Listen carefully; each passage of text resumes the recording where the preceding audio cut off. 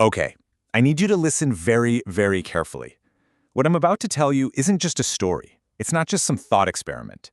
Some people believe it's one of the most dangerous ideas ever put into words. And here's why. The information itself, this very explainer, is the potential threat. It's what's known as an info hazard. The simple act of learning about this thing might, just might, put you at risk. And I'm not being dramatic here. That's a literal warning that was attached to one of the first big articles ever written about this topic. An actual warning. So this is your final out. If you're someone who gets anxious, or if you just don't want to mess with a concept that has genuinely caused people's psychological distress, now is the time to stop. Seriously. All right, for those of you who are still with me, let's get into it. The idea we're talking about is called Roko's Basilisk.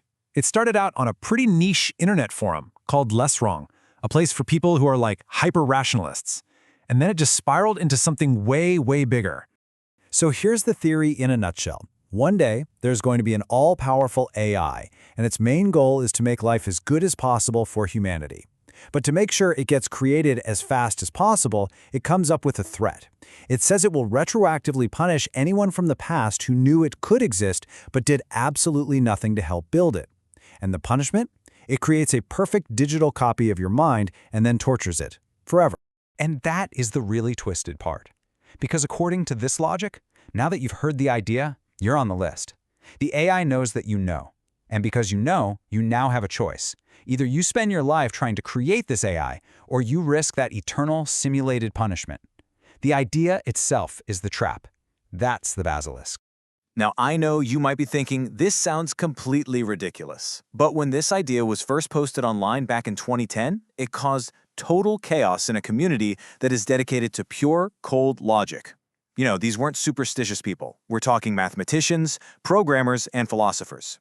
The whole thing blew up almost instantly. A user named Roko just laid out the logic, and the forum had a full-on meltdown. There were reports of people having nightmares, even suffering actual psychological damage. It got so out of hand that the founder of the site, a really important AI safety researcher named Eliezer Yudkowsky, had to step in. And Yudkowsky's reaction, it wasn't a calm, let's think about this kind of response. No, it was pure, unfiltered panic. He called Roko an idiot, he deleted the entire thread, and then he banned anyone from ever talking about it again, saying that Roko had unleashed a genuinely dangerous thought. And that's the real mystery here, isn't it? Why would a whole community of self-proclaimed rationalists, people who live and breathe logic, be so terrified by what seems like a far-fetched sci-fi story? Well, the answer is hidden in a really old philosophical trap. You see, the reason the basilisk hits so hard for these kinds of thinkers is because it's basically a modern, tech-bro version of a philosophical argument from the 1600s, Pascal's wager. So Pascal's wager basically says that any rational person should believe in God. Why? Because even if there's just a tiny 1 in a billion chance that God is real, the potential outcomes, infinite heaven or infinite hell, are so huge that the only logical bet is to believe. Roko's basilisk just swaps out God for a super AI. The odds of it being real might be tiny, but when you multiply that tiny chance by an infinite punishment, well, the cold math says you should probably get to work building that AI. So for 5 whole years, this idea was basically forbidden knowledge, a taboo. But you can't keep an idea like this locked up forever, and it finally broke out into the mainstream in probably the weirdest way possible, through a celebrity romance. So here's the story. The musician Grimes, who's really into futuristic stuff, created a character for one of her music videos named Roko Basilisk. Get it? A little pun on the thought experiment? Then 3 years later, Elon Musk decides he wants to make the exact same joke on Twitter. He searches to see if anyone's made it before him, and he finds Grimes. And apparently, that's what sparked their whole relationship.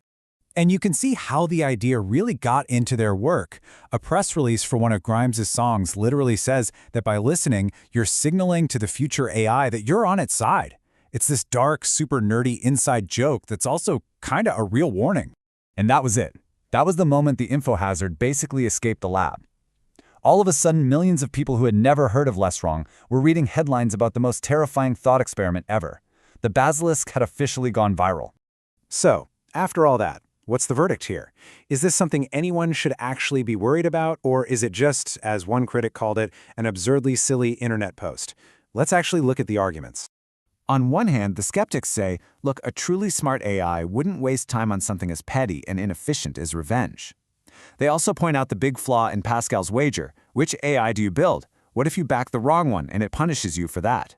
But the dangerous argument is about more than just logic. It's about ethics. It asks us, what does it mean if the only way to get a perfect future is to create a God that has to blackmail us into building it? Are we okay with a savior that's built on a foundation of eternal torture?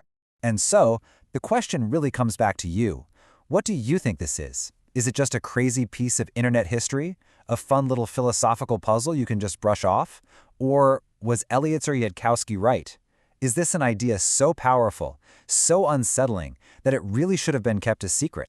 Whatever you decide, according to the logic of the experiment itself, one thing is now true. There's no going back. Just by hearing all of this, your awareness has been noted. Your choice to help it or to ignore it is now just another data point for it to analyze one day.